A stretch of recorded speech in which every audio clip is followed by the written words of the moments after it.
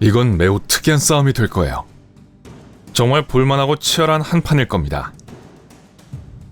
청코너 메갈로돈. 이 종은 약 300만 년 전에 멸종되었지만 오늘날 전설적인 동물이 된 데에는 그럴만한 이유가 있습니다. 메갈로돈은 지금까지 존재했던 가장 큰 상어이고 생존 당시 아무도 대적할 수 없었던 강력한 포식자였죠. 그리고 홍코너의 경쟁자에게 박수를 보내주세요. 티타노보아. 이 뱀은 다른 그 어떤 뱀들보다 훨씬 큽니다. 콜롬비아의 늪지대에 살고 그 지역에서 당연 우두머리죠. 티타노보아는 사냥하기로 마음만 먹으면 어떤 동물이든 잡아먹을 수 있고 경쟁 상대도 없습니다.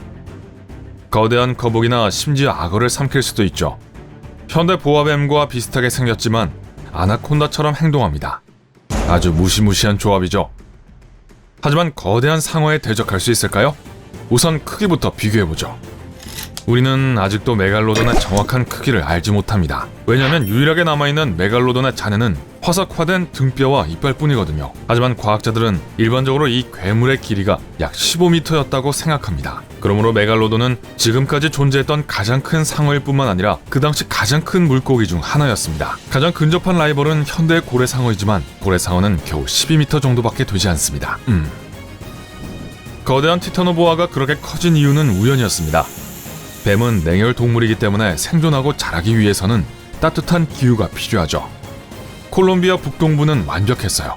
티타노보아가 살던 시절 그곳은 약 32도였습니다. 덕분에 길이가 무려 12.8m까지 자랄 수 있었어요. 티타노보아는 기네스북에 등재된 가장 긴 뱀을 쉽게 삼킬 수 있었는데 이 뱀의 길이는 약 7.6m밖에 되지 않아요. 한입거리죠. 길이 비교에 있어서는 15m 대 12.8m로 메갈로돈이 선점을 얻습니다. 무게는 어떨까요? 티타노보아는 약 1100kg입니다. 사람들이 타고 있는 작은 승용차보다 무거워요. 하지만 티타노보아가 점심을 먹은 후에 무게를 잰다면 더 무거울 수 있습니다. 이 경우 뱀이 점심으로 방금 삼킨 거북이나 악어의 무게를 더 추가해야 할 겁니다. 티타노보아를 아주 큰 저울에 올려놓는다면 균형을 잡기 위해 반대편에 5마리의 거대한 아나콘다를 올려야 할 거예요. 하지만 메갈로돈은 티타노보아보다 50배나 더 무겁습니다. 암컷의 평균 몸무게가 27톤에서 59톤 사이입니다. 빈 보잉 737기 무게에 맞먹죠. 아무런 캐리온 가방이나 수화물도 싣지 않은 상태로 말이죠. 하지만 다행히도 메갈로돈은 날 수 없어요. 따라서 당연히 메갈로돈은 무게 부분에서도 우위입니다. 고대 상어가 가산점을 한 번 더 얻습니다. 하지만 그렇게 육중한 몸을 가지고 있다는 것은 움직이기 어렵고 날쌔지 못했다는 뜻이기도 하죠. 그럼 다음 경쟁 분야를 살펴보죠. 속도와 민첩성입니다. 메갈로돈은 초당 약 5m의 속도로 수영할 수 있습니다. 이 정도면 궁극의 포식자가 될 수 있지만 그래도 다른 많은 종들보다 느립니다. 만약 메갈로돈이 수영장에서 수영을 하고 있고 그 옆에서 우사인 볼트가 달리기를 한다면 그가 상어보다 2배는 빠를 거예요. 그의 최고 속도는 초당 거의 12m입니다. 가장 빠른 바다 생물인 도세치는 초당 약 30m로 이동합니다. 메갈로돈은 크기와 무게 때문에 마치 대형 트럭처럼 매우 천천히 회전합니다. 그렇기에 상어는 공격할 때 기회가 단 한 번뿐이죠. 놓칠 경우 다시 한번 돌아서 가야 합니다. 먹이에게 도망갈 수 있는 충분한 시간을 주게 되는 거죠. 티타노보아 역시 그렇게 빠르지 않습니다. 특히 육지에서는요. 하지만 수중에서 이 거대한 뱀은 시속 20km의 속도로 헤엄칠 수 있습니다. 그리 빠른 것은 아니지만 필요하다면 메갈로돈으로부터 탈출하기에는 충분하죠. 물이 주요 사냥터이기 때문에 수영을 매우 잘합니다. 티타노보아는 뱀이므로 이동성도 뛰어납니다. 몸을 비틀어서 방향을 재빨리 바꿀 수 있죠. 그래서 메갈로돈의 입질을 쉽게 피할 수 있습니다. 이번에는 티타노보아가 1점을 얻습니다. 현재 점수는 2대1로 메갈로돈이 앞서고 있어요. 다음 분야는 전투기술입니다.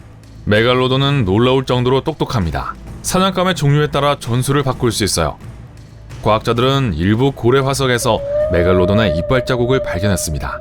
이것은 이 거대한 상어들이 먹이를 빨리 처치하기 위해 신체 중요 부위를 겨냥했다는 것을 보여줍니다. 메갈로돈에 희생된 다른 잔해들은 다발성 골절이 보입니다. 메갈로돈이 거의 모든 것을 쓰러뜨릴 수 있을 정도의 강력한 충돌로 공격을 하기 때문이죠. 실제로 이 50톤짜리 짐승은 콘크리트 벽을 쉽게 부술 수 있어요. 그래서 메갈로돈의 상대는 정말 가망이 없죠. 일부 메갈로돈은 사냥하고 있는 고래의 꼬리와 지느러미를 먼저 손상시키는 것을 선호합니다. 그러면 먹이가 도망가지 못해서 거대한 포식자가 무방비 상태의 상대를 끝낼 수 있습니다.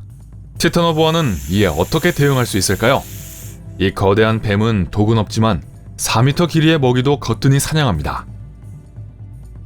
이 뱀의 주둥이 구조는 매우 특별한 디자인을 가지고 있습니다. 이빨과 턱의 구조는 티타노보아가 먹잇감의 몸을 꼭 잡아서 탈출하지 못하게 합니다. 사냥할 때 티타노보아는 아나콘다나 보아와 비슷한 전술을 사용합니다. 즉, 먹잇감이 움직이지 못하도록 강력한 근육과 무게를 사용한다는 뜻이에요. 사냥감의 에너지를 빼앗기 위해 전력을 다해 무기력하게 만듭니다. 티타노보아는 매우 빠르고 민첩할 뿐만 아니라 자기 방어에도 뛰어납니다. 확실히 싸움 기술 부문에서 점수를 얻습니다. 현재 점수는 2대2입니다. 동점이고 이제 결승전입니다. 이 고대 괴물들 중 누가 이길지 알아보려면 한 분야가 더 남아있어요. 전투 도구입니다. 밀어붙이는 힘 이외에도 메갈로돈은 또 다른 비장의 무기를 숨기고 있습니다. 주머니도 없는데 어디에 숨겼을까요? 턱을 한번 살펴봅시다. 이빨의 길이는 약 18cm입니다. 전 세계에 알려진 모든 상어종 사이에서 절대적인 기록이죠. 메갈로돈 입안에는 약 250개의 치명적이고 뾰족한 이빨이 오열로 배치되어 있습니다. 또한 매우 날카로워서 고래와 같은 큰 동물의 두꺼운 피부를 뚫을 수 있도록 도와줍니다.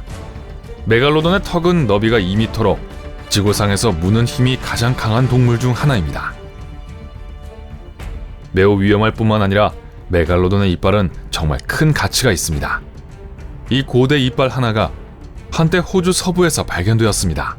그것이 발굴된 곳은 비밀로 유지되었음에도 불구하고 침입자들이 훔쳐가는 걸 막지는 못했습니다. 아마도 지금쯤 누군가의 개인 소장품이 됐을 거예요. 안타깝게도 과학자들은 메갈로돈에 대해 새로운 것을 배울 기회를 놓치게 되었죠.